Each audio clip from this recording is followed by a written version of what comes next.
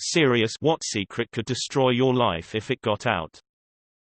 I can't stop myself from lying. Half the time I lie about things that don't matter and should have just told the truth for, but I can't stop myself from doing it. All the lies I've told, big and small, all catch up to at one point or another and are seriously damaging my life. My parents and brother don't trust me at all anymore because I've done some incredibly stupid things and lied about them. I've also had to do things or tell bigger lies to cover what started out as a little white lie. Other people around me that have caught me in a lie don't know how to act around me anymore. I know I need to stop and I am trying, but the more I try to stop doing it, the more I do it. This is slowly destroying my life and my relationship with my family, and there is nothing I can about it.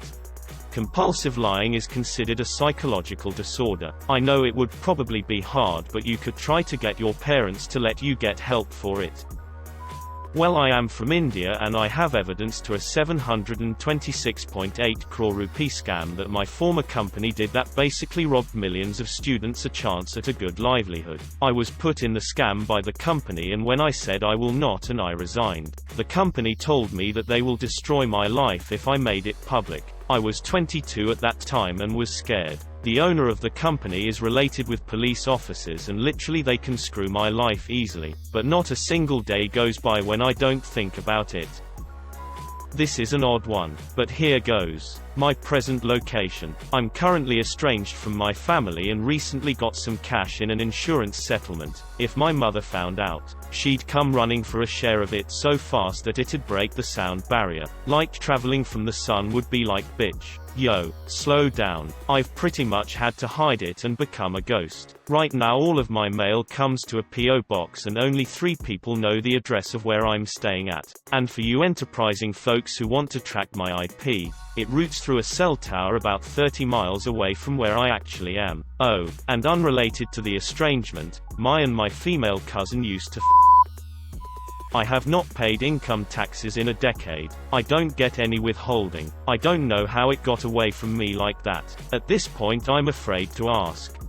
Go to a tax attorney today. Today, the IRS has programs where people can go, file back taxes, and pay reduced penalties taxes. It's very common. But do not, I repeat, do not call one of those skeezy pay-off-your-back taxes firms you see advertised on TV. Go to a legit tax attorney. Come clean. Bring W-2s and everything. Then get it settled. You absolutely will pay lower taxes penalties if you voluntarily make amends than if the IRS audits you and finds what's up.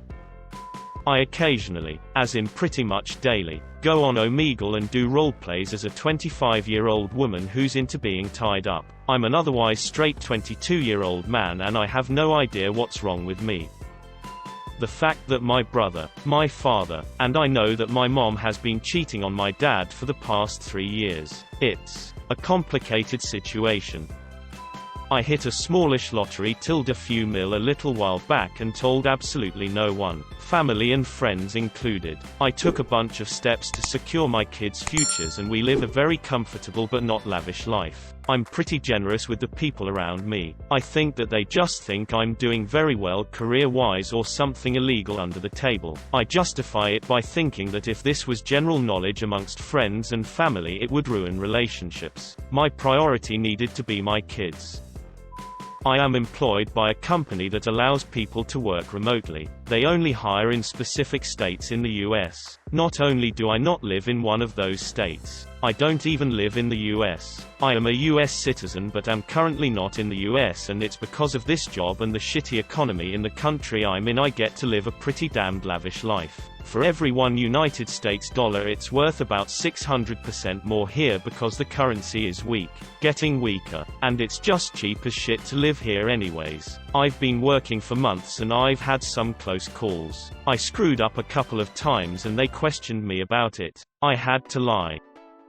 I almost killed my sister years ago. She was about 3 and I was maybe 9-11 years old. I carried her to the terrace 5 stories high including the ground floor. And like some dumb I placed her at the edge of the terrace, above a barricade of sorts. There was nothing to protect her from falling, and directly below, 5 stories down, is a cemented path. I don't remember what was so important I had to do that I left her dangling there, at death's edge. All I remember is, she was starting to sway backwards, towards the ground. Alarm bells started ringing in my head, so I ran and somehow managed to grab onto her just as she was about to fall. I felt my heart racing against my chest. I hugged her for a really long time, too afraid to let go. To this day, I haven't told her she's 25 now, nor my mom. Even typing this still makes me nervous. That height.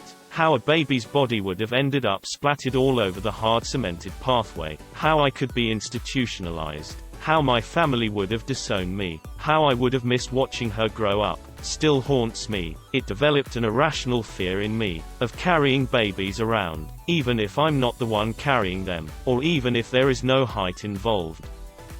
When I was about 11/12, the guy in the flat next door was a computer nerd type, and I got interested in learning a little 1980-ish. To cut a long story short, he groomed me over a period of time. I found he had child pornography magazines and videos. It got as far as hugs and kisses. And then he tried to feel me up. That's the point at which my brain kicked into action and I legged it. I was intensely scared, ashamed, and somewhat retreated into myself. I realized my parents, and specifically my mother, knew something wasn't right in this odd child-adult relationship, and didn't act on their suspicions. That totally with my mind and led to many years of confusion and introspection, and if I'm honest, some up attitudes to people from myself. I told one girlfriend many years back, and she basically blanked it out, didn't want to discuss it, and made it fairly plain she wasn't sympathetic or could be of any help. I've managed to get past most of the issues around it,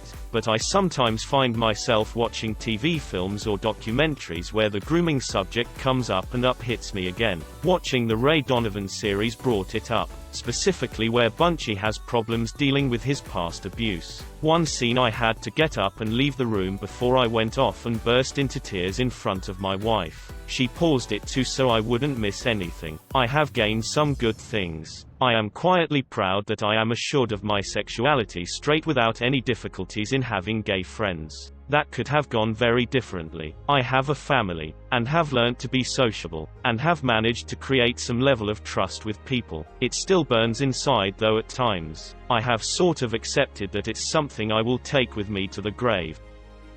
Brought a knife to school to kill a kid. Couldn't do it. I was a very angry, very lonely kid for a long time. That sort of piled up into an uncontrollable rage sometimes, and decided I had enough. At the end of school I saw him on the playground. I still had the knife in my pocket, but my dad miraculously saw me from the parking lot. I didn't get to do it. Then I realized my mistake.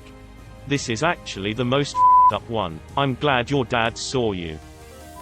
This might not ruin my life, but it could ruin someone else's. Well, here it goes. I was in an abusive relationship with my girlfriend when I was in high school. Everybody just thinks we were a bad couple, but it was far worse. It started off with little stuff like when someone made a joke about me, she would laugh and it was no big deal, but pretty soon she found out that she could torment me as a way to make people laugh and like her. We were both semi-unpopular and it just kept escalating to the point that at lunch I would just sit there with my head down on the table while she and her friends mocked me. She broke up with me a few times, but I always took her back. Then came the first time that I tried to break up with her. She laughed and asked me why, and when I couldn't look her in the eye she hit me and told me to talk to her. I told her I didn't mean it and we just kept going on. Every once in a while, maybe once or twice a month, I would start to work up the balls to end it and she would hit me and ask where I would go and tell me that she was the hottest girl I could ever get. One time I told her we were done and she started shaking and crying, so I tried to give her a hug and she stabbed me in the arm with a pair of scissors and wouldn't stop crying and threatening me and herself until I agreed to wait. Eventually I hit puberty late in my junior year and became tall and strong enough to hold her down and stop her from hitting me. This really helped me mentally get out from under her thumb and I finally broke it off. We didn't talk and now I'm in college and life is grand, but I always wonder if my view of women was messed up by this.